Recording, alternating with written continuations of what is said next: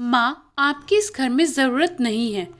विमला जी एकटक नजरों से अपने तीनों बेटों को देख रही थी, पर किसी ने भी उन पर तरस नहीं खाया और अपने अपने कमरे के दरवाजे बंद कर लिए। वो मायूस सी उठी और एक बैग में 4 साड़ियाँ, अपने पति की तस्वीर, कुछ कागजात भरे और सिसकते हुए अपने बनाए घरौंदे को निहारती रही। इसी घरौंदे में वो ब्याह कर आई थी। एक एक कमरे की साज सज्जा की थी। पर्दों से लेकर फर्नीचर तक खुद ने सालों तक घर बसाया था। घर का हर कोना गवाह है कि वो अपने घर से कितनी जुड़ी हुई हैं। और अचानक तीनों बेटों ने फरमान सुना दिया, आप यहाँ से चली जाइए, आपकी इस घर में कोई ज़रूरत नहीं है। आप होती हैं तो घर में झगड़े होते हैं, हमारी पत्नियां आपके साथ नहीं रहना चाहती हैं। ये सुनकर विमला जी जड़वत रह गई थी। उन्हें बिल्कुल उम्मीद नहीं थी कि अपने ही बेटों से ये सुनने को मिलेगा। आखिर जिन बेटों को जन्म दिया, अपने खून पसीने से बड़ा किया, वो ही अपनी माँ से पल्ला झाड़ लेंगे। वो तो इसी उम्मीद में जी रही थी कि 3 बेटे हैं, मैं तो राज करूंगी। पर उनकी सभी आशाओं पर पानी फिर गया। जब बड़े बेटे मनोज का जन्म हुआ था तो घर में उत्सव मनाया गया था। सालों बाद घर में लड़का हुआ था, क्योंकि उनकी जेठानी दीपा जी के 4 बेटियां थी और सास पोते के इंतजार में पलके बिछा कर बैठी थी। जब विमला जी ने लड़के को जन्म दिया तो घर में खुशी आ गई थी। मनोज पूरे घर का चहेता और लाडला था। सभी उसे सिर आंखों पर बैठाते थे। मनोज के बाद दूसरे बेटे राघव का जन्म हुआ। राघव छोटा था और अपनी हर बात मनवा लेता था। कोई भी गलती करता था वो अपने बड़े भाई पर डाल देता था। उसकी वजह से मनोज को डांट पड़ने लगी थी, इसलिए वो उस पर गुस्साया रहता था। राघव के बाद तीसरे बेटे रोहन का जन्म हुआ। वो और भी ज्यादा नटखट था और अब उसकी वजह से राघव को डांट पड़ती थी। अपने बेटों की हरकतें देखकर विमला जी फूली नहीं समाती थी और हर समय अपनी किस्मत पर इतराती थी। दीपा जी की 4 बेटियां बड़ी हो रही थी, इधर विमला जी के 3 बेटे भी बड़े हो गए। जब दीपा जी ने पहली बेटी की शादी की तो वो बहुत रोई थी। तब सास ने सुनाने का मौका नहीं छोड़ा था, अरे तू अभी रो रही है, मैं तो इसके जन्म पर ही रोई थी। लड़की जात है, एक दिन चली जाएगी और साथ में दहेज भी ले जाएगी। अभी तो 3 और हैं, ये बेटियां तो घर में होनी नहीं चाहिए। तभी उससे छोटी बेटी बोलती है, दादी ऐसा क्यों कहती हो, आप भी तो किसी की बेटी हो, और जो 2 बुढ़िया घर में लाई हो वो भी तो किसी की बेटी ही है। विमला जी की सास फिर गुस्सा करती और गुस्से में सबको लपेटे में ले लेती थी। विमला जी अपनी जेठानी की 4 बेटियों को बहुत प्यार करती थी और चारों उन्हें अपनी छोटी माँ समान ही समझती थी। बाकी 3 की भी शादियां जल्द ही कर दी। अब दीपा जी खुश रहती थी। उनके पति का देहांत तो सालों पहले हो गया था। अकेली घर में क्या करती, कभी कोई बेटी रहने आती तो कभी कोई बेटी और जवाई अपने साथ घुमाने ले जाते थे। बेटियां आती तो दिन भर अपनी चाची और माँ से बातें करती रहती थी। एक दिन उनकी सास बोली, अब बेटियां तो विदा कर दी, उन्हें भूल जाओ, अब तो मेरे पोतों की शादियां कर दो ताकि घर में पोत बहू आ जाए और जल्दी से अपने होने वाले पड़पोते का मुंह देखकर सोने की सीढ़ी चढ़ जाऊं। सबसे पहले मनोज की शादी कर दी। रश्मि उसकी पत्नी बनकर आई। रश्मि जुबान की बड़ी खारी थी, अच्छी पढ़ी लिखी थी तो अपनी दादी सास, ताई सास और सास ससुर का जरा भी आदर नहीं करती थी।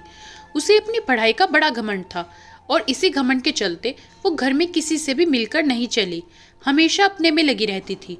वो अपने ससुराल वालों को गंवार समझती थी, पर मनोज की नौकरी इसी शहर में थी, इसलिए इन सब के साथ रहना रश्मि की मजबूरी थी। घर का काम तो उसकी दोनों सास संभाल लेती थी। रश्मि का मन करता तो करवाती, नहीं तो घूमने फिरने चली जाती। विमला जी बहू के आने की उम्मीद लगाई थी, पर बहू उनके पास 2 मिनट भी नहीं बैठती, बस अपने काम से काम रखती और बाहर घूमने फिरने निकल जाती। विमला जी बहू के लिए बहुत करती ताकि वो उनकी बेटी बन जाए, अपने मन की कहे और उनके मन की सुने, पर वो उसमें नाकाम ही रही। कुछ सालों बाद राघव की शादी भी रचना से कर दी ताकि दादी जी की इच्छा पूरी हो सके। वो अपने जाने से पहले अपनी 3 पोत बहू का चेहरा देखना चाहती थी। रोहन के लिए कोई लड़की मिल नहीं रही थी और उन्होंने बिस्तर पकड़ लिया था। तब राघव की साली नंदिनी से रोहन की शादी कर दी गई। बिमला जी ये सोचकर खुश हो रही थी कि दोनों बहनें एक ही परिवार से आ गई तो अब दोनों उनकी बेटी बनकर रहेगी। वो बड़ी बहू रश्मि जैसी नहीं निकलेगी, लेकिन इस मामले में उनकी सोच एकदम अलग थी। दोनों बहनों ने आपस में गुटबाजी कर ली थी। अब वो दोनों बहनें अपने हिसाब से रहती थी। इसी बीच दादी जी चली गई और सोने की सीढ़ी चढ़ने का उनका सपना अधूरा ही रह गया। दीपा जी अपनी बेटियों के साथ ही रहती थी। कभी कोई बेटी अपने पास बुला लेती तो कभी कोई बेटी बुला लेती। वो अपने नाती नातिन के साथ अच्छे से दिन बिता रही थी। उनका समय बड़ा अच्छा बीत रहा था। अब विमला जी के मन में आ रहा था कि काश उनकी अपनी भी कोई बेटी होती। तीनों बहुओं की अपनी ही अलग दुनिया थी। वो उनको साथ में रखना ही नहीं चाहती थी, उनसे दूर भागती थी। सास और जेठानी जी के जाने के बाद वो काफ़ी अकेली रह गई थी। कुछ ही समय बाद हृदयघात से उनके पति का भी देहांत हो गया।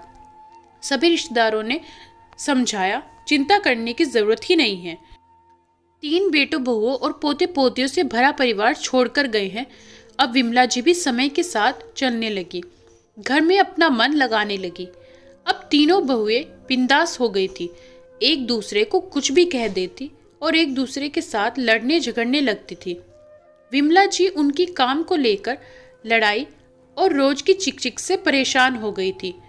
काम करते ही तीनों अपने अपने कमरों में बंद हो जाती थी। विमला जी उनसे बात करने को तरस जाती थी। वो अपने बेटों से कहती तो वो भी समझाते थे, कोई बात नहीं, आज नहीं तो कल बहुओं को समझ आएगी। पर अब बेटे भी उनसे दूर होने लगे थे। अब विमला जी ज्यादा अकेलापन महसूस करने लगी। तीनों बेटे बहुओं के गुलाम बन गए थे। धीरे धीरे कब उन्होंने घर के कमरे बांट लिए और उनको खाना खिलाने की भी जिम्मेदारी बांट ली, उन्हें पता ही नहीं चला। घर का बंटवारा हो गया था और अब एक विमला जी अपने तीनों बेटों और बहुओं को अखड़ने लगी थी।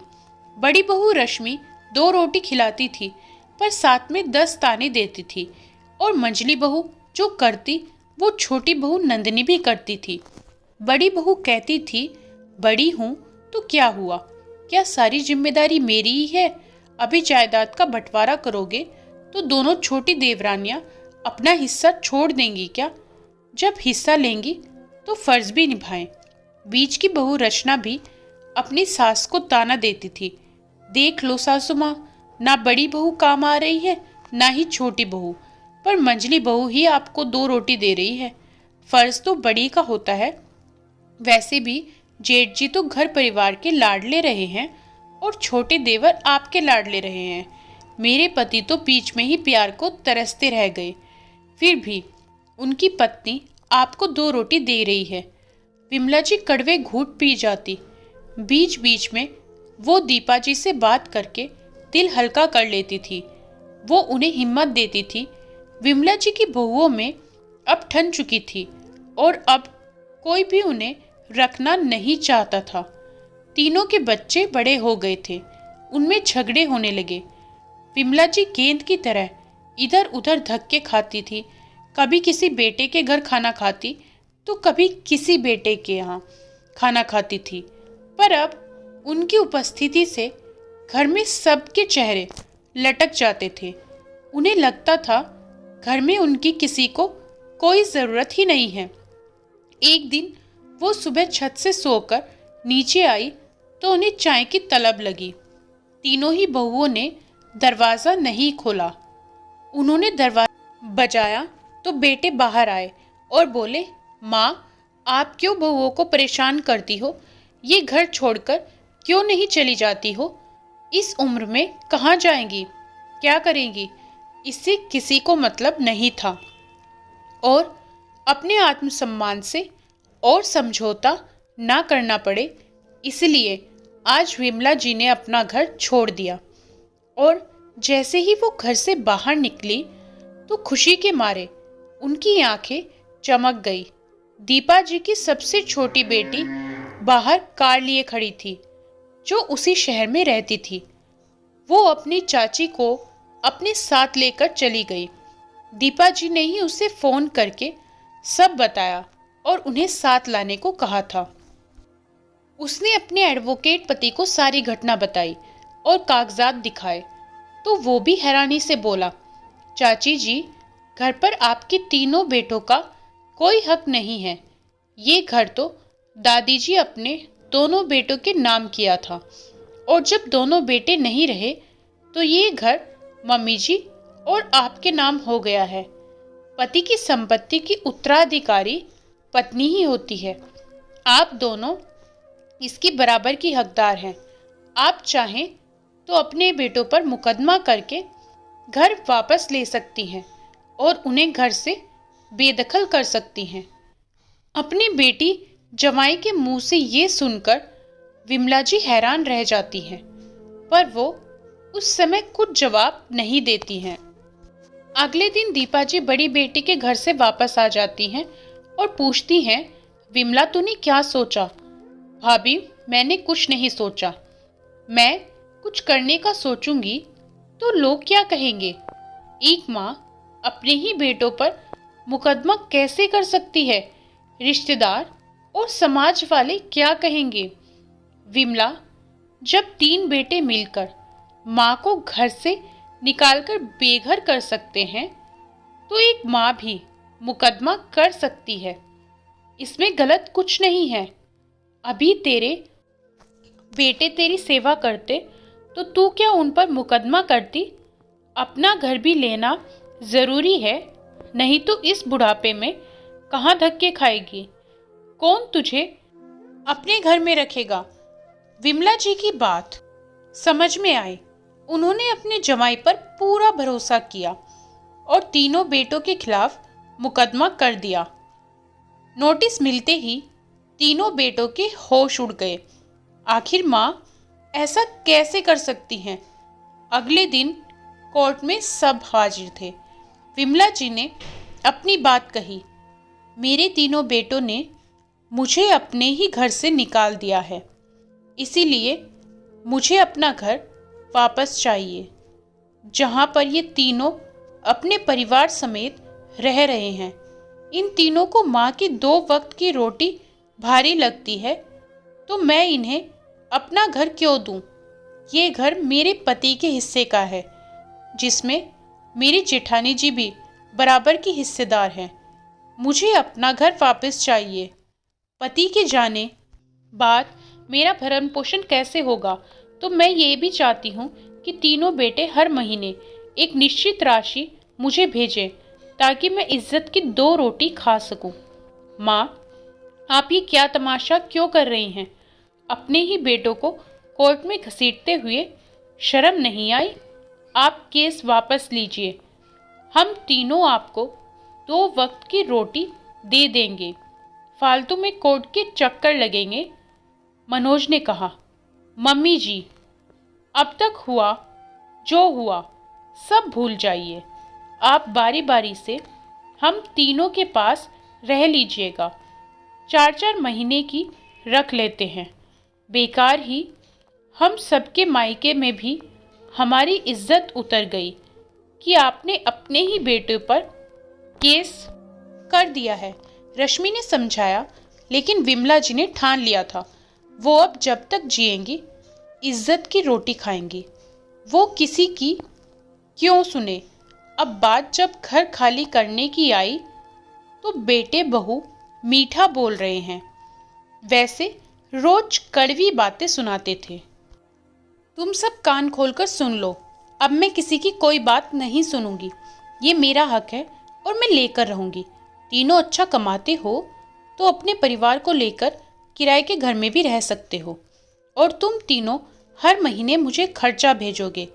मेरी बस इतनी मांग है।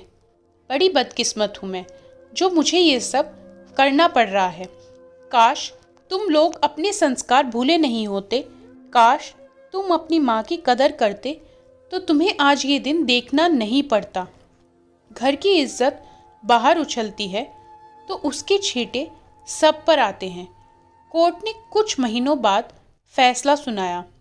विमला जी ने घर के कागजात दिखाए और बेटों को घर खाली करना पड़ा। उन्होंने बाकी के कमरे किराए पर उठा दिए और एक कमरे में खुद रहने लगी। तीनों बेटे उन्हें हर महीने खर्चा भी भेजने लगे। विमला जी ने अपनी बेटी और जवाई को धन्यवाद दिया और उन्होंने वसीयत भी बनाकर रखवा दी कि उनके मरने के बाद ये घर उनकी जेठानी की 4 बेटियों में बांट दिया जाए, क्योंकि ये चारों ही समय समय पर आकर मुझे संभालती हैं, बीमारी में मेरा इलाज करवाती हैं, मेरी सेवा करती हैं।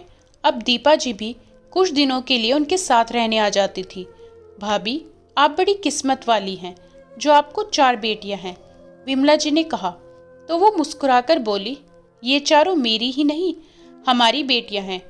विमला जी सम्मान और इज्जत से अपना बुढ़ापा व्यतीत करने लगी। दोस्तों, ऐसा क्यों होता है?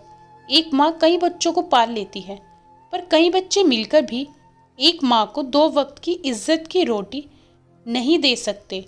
ये आधुनिक समाज की कैसी विडंबना है। कहानी पसंद आए वीडियो को लाइक करें, शेयर ज़रूर करें और चैनल को सब्सक्राइब करना बिल्कुल ना भूलें।